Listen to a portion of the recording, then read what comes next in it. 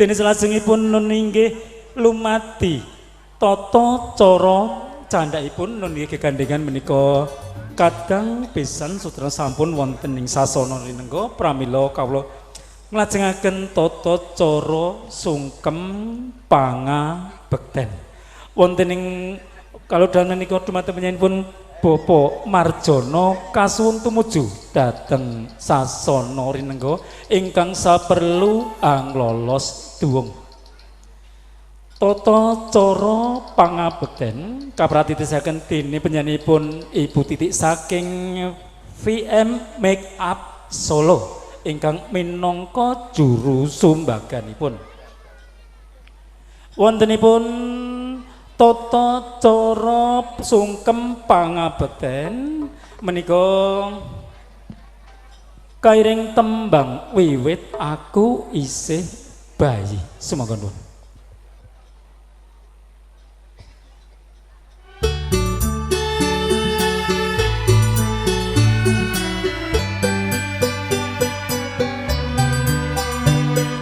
Duwung sampun kalolos dene penyanyiipun Bapak Marjono. Salajengipun siat maja pinanganten kakung sampun jengkar. Ngandhika garwa nggih ngabiyantara mring Rama Ibu ngaturaken sungkem pangabekten lan nyuwun donga pangestu.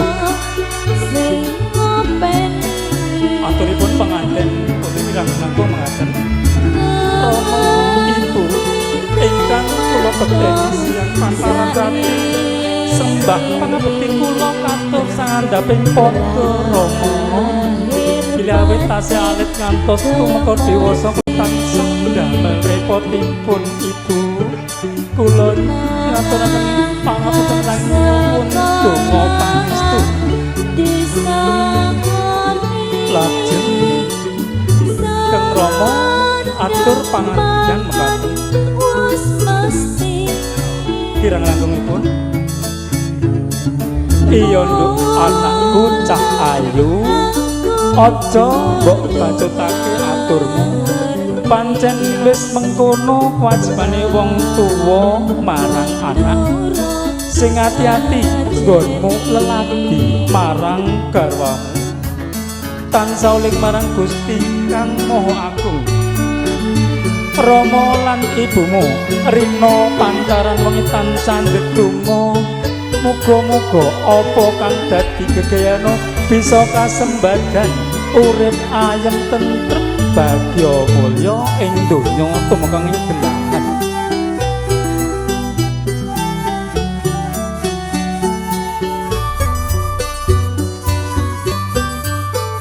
Rama Ibu sungkem kula pamanduk Rama Ibu.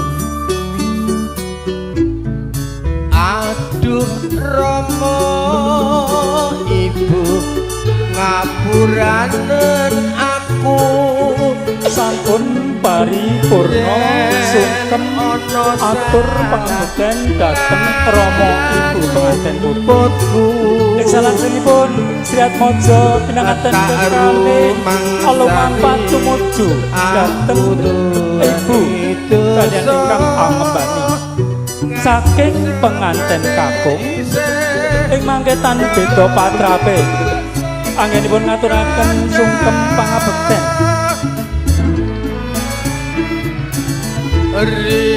Aturipun penganten kakung kirang langkung mekaten Rama Ibu kula ngaturaken sungkem pangabekti katur dumateng Rama dalasanipun lan kula nyuwun donga pangestu kuwasa.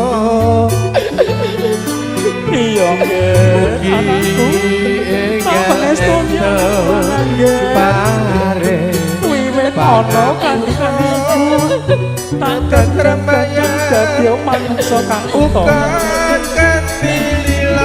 Saiki sliramu jejerikanku sliramu pemimpin tumraping wanita duweni kewajiban jaga awakmu lan keluargamu saka siksane neraka ya Le sing ati-ati ngomong garwa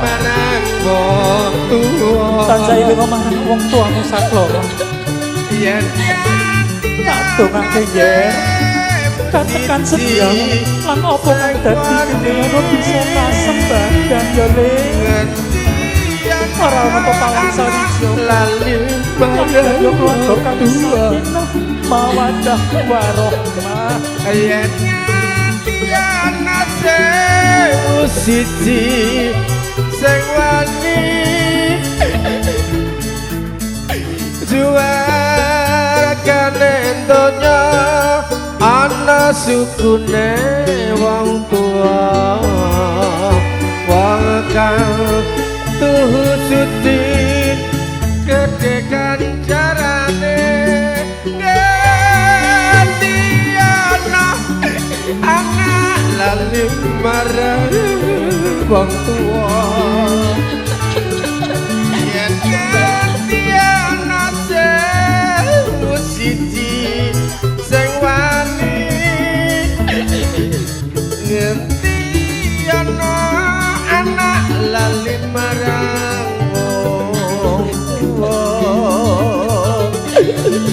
yen gantiana siji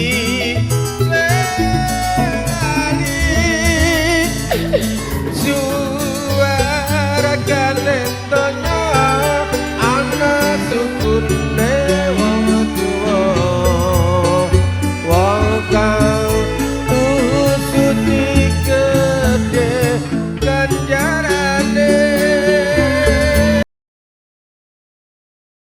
kalentonya ana sukune wong tua wong kang tuhu suci gede ganjarane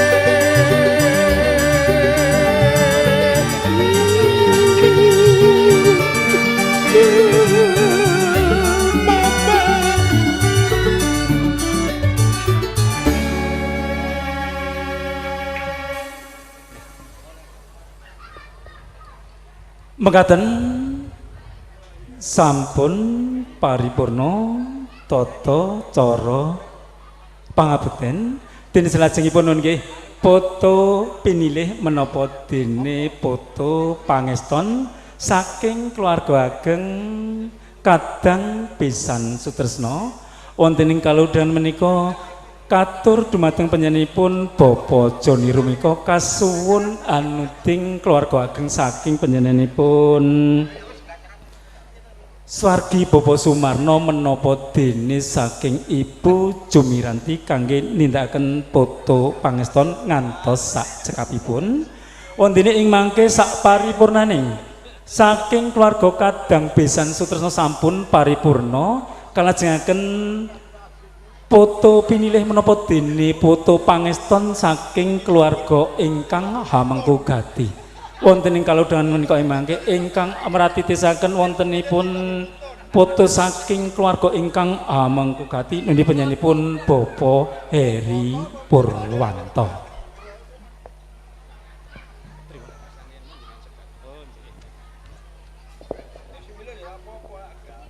Nyuwun pangapunten meniki kawula badhe anyebataken foto pinilih saking keluarga besan sutresna nggih ingkang sepisan Bapak Rian sekalian, Bapak Puput sekalian, Bapak Anto sekalian Ibu Sum, Bapak Jutman apa Jusman iki?